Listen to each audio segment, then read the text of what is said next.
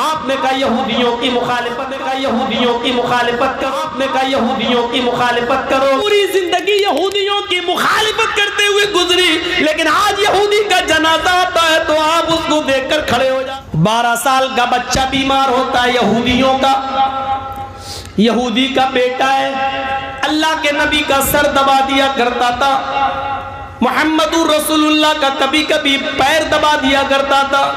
صحابہ کو آپ درس دیتے تھے تو وہ یہودی بچہ نبی کی محفل میں بیٹھ جایا کرتا تھا، باتیں سنتا تھا.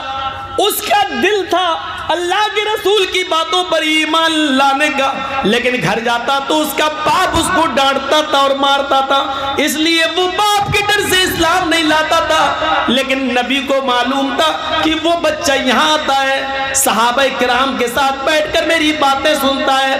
آج پتا چلا کہ وہ 12 سال کا بچہ یہودی کا بیمار ہو گیا ہے. اللہ کے نبی چند صحابہ کو لیتے ہیں اور کہتے ہیں چلو اس بچے کو دیکھنے چلنا چاہیے، جو یہاں آتا تھا، بیٹھتا تھا، میرا درس سنتا تھا. او سنو، بیمار ہے.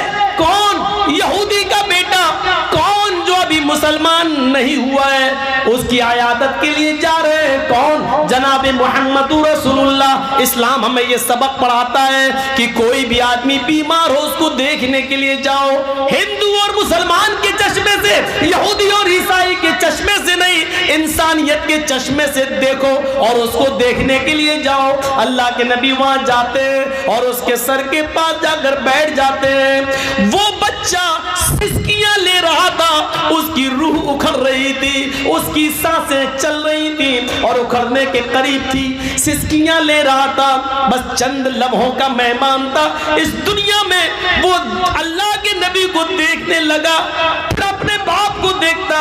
اللہ کے نبی نے اس سے کہا بیٹے قل لا الہ الا اللہ، لا الہ الا اللہ پڑھ لو، لا الہ الا اللہ کہہ لو. اس بچے نے اپنے باپ کو دیکھا، باپ نے سمجھ لیا کہ میرا بیٹا اللہ کے نبی کی صف میں بیٹھتا تھا، باتیں سنتا تھا اور گھر آ کر کہتا تھا کہ ہمیں ان کی باتیں اچھی لگتی ہیں، ہم محمد صلی اللہ علیہ وسلم پر ایمان لانا چاہتے ہیں. میرا بیٹا آخری وقت ہے پھر بھی محمد رسول اللہ کو دے کے چلا جا رہا ہے. اس کا مطلب یہ ہے کہ آخری وقت میں اس کا دل نبی کی باتوں پر مطمئن ہے. باپ نے اشارہ کر دیا، ہاں بیٹے میں پوری زندگی تمہاری جو تمہیں نہیں کرنے دیا، آج تمہیں آزادی دیتا ہوں. محمد جو کہہ رہے ہیں، ابو القاسم جو کہہ رہے ہیں، ان کی بات مان لو. تم بھی تو ان پر ایمان لانا چاہتے تھے، پڑھ لو. اس بچے نے جملہ ادا کیا اپنے باپ کی اجازت کے بعد، اشہد ان لا الہ الا اللہ واشہد ان محمدن عبدہ ورسولہ. یہ کلمہ پڑھنے کے فوراً ترنت اس کلمہ پڑھنے کے تھوڑی دیر چند لمحوں کے بعد اس بچے کا انتقال ہو جاتا ہے. اللہ کے نبی کی آنکھوں میں آنسو آتے ہیں اور کھڑے ہو جاتے ہیں اس کے بستر سے اور کہتے ہیں الحمدللہ الذی انقذہ من النار. ساری تعریف اس اللہ کے لیے جس اللہ نے اس بچے کو آخری وقت میں جہنم کے عذاب سے بچا لیا، دوزخ کی آگ سے بچا لیا، اس بچے کی مغفرت فرما دی، آخری وقت میں اس کو کلمے کی توفیق عطا فرمائی. اللہ نے اس بچے پر رحم کیا. ساری تعریف اس اللہ کے لیے. غور کرو انسانیت کا ایسا سبق کہ 12 سال کے بچے تک کو دیکھنے کے لیے پہنچ جائیں.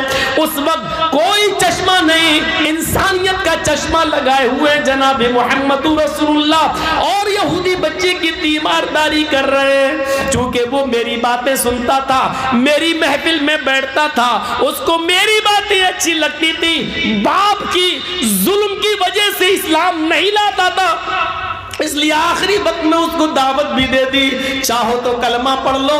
اور باپ نے بھی اجازت دے دی، بیٹے پڑھ لو، تم بھی تو چاہتے تھے. ٹھیک ہے، جیسا ابو القاسم کہہ رہے ہیں، محمد رسول اللہ کہہ رہے ہیں، ویسا کرو. اس نے آخری وقت میں مسکراتے ہوئے کلمہ پڑھا. کلمہ پڑھتے ہی روح نکل نکل گئی. نبی اکرم کی دعا دیکھو, تمام تعریفیں اس اللہ کے لیے جس نے آخری وقت میں اس بچے کو دوزخ کی آگ سے بچا لیا, جہنم کی آگ سے بچا لیا. یہ انسانیت کا سبق ہے. خود اللہ کے نبی اپنے چند صحابہ کے درمیان بیٹھے ہوئے ہیں, اپنے چند ساتھیوں کے درمیان بیٹھے ہوئے ہیں. یہودی کا ایک جنازہ آیا, یہودی کا جنازہ آ رہا ہے. جنازہ جیسے قریب آیا, اللہ کے نبی کھڑے ہو گئے, اللہ کے نبی کھڑے ہو گئے اور اس جنازے کے ساتھ چند قدم چل دیے. صحابہ کرام نے دیکھا اللہ کے نبی کھڑے ہو گئے. جنازہ جب آگے گزر گیا تو صحابہ نے کہا اے اللہ کے رسول, ایک یہودی کا جنازہ دیکھ کر آپ کھڑے ہو گئے. یہودی, وہ یہودی جس کی مخالفت آپ کرتے ہیں, وہ یہودیت جس کے بارے میں اللہ آپ فرماتے ہیں کہ مجھے یہودیوں کی مخالفت کرنے کے لیے بھیجا گیا. خالف الیہود, یہودیوں کی مخالفت کرو. وہ یہودیت جس کے بارے میں آپ کہتے ہیں کہ بنی اسرائیل محرم کا ایک روزہ رکھتے ہیں, تم 2 روزے رکھو. یہودی محرم کا ایک روزہ رکھتے ہیں, تم 2 روزے رکھو. وہ بنی اسرائیل, وہ یہودی کہ جن کے پائجامے ٹخنوں سے نیچے, جن کی لنگیاں ٹخنوں سے نیچے ہوتی, آپ نے کہا یہودیوں کی مخالفت کرو. وہ ٹخنوں سے نیچے پائجامہ لنگی پہنتے, تم ٹخنوں سے اوپر پہنو. وہ یہودی جن کی مخالفت میں اللہ کے نبی نے فرمایا وَعَلَى التَّعْمِينِ خَلْفَ الْإِمَامِ عَلَى يَهُودُ هَذِهِ الْأُمَّةِ. یہودی اپنے امام کے پیچھے زور سے آمین بولنے سے جلتے ہیں, تم زور سے آمین بولا کرو. یہودیوں کو چڑھاؤ. پوری زندگی یہودیوں کی مخالفت کرتے ہوئے گزری, لیکن آج یہودی کا جنازہ آتا ہے تو آپ اس کو دیکھ کر کھڑے ہو جاتے ہیں.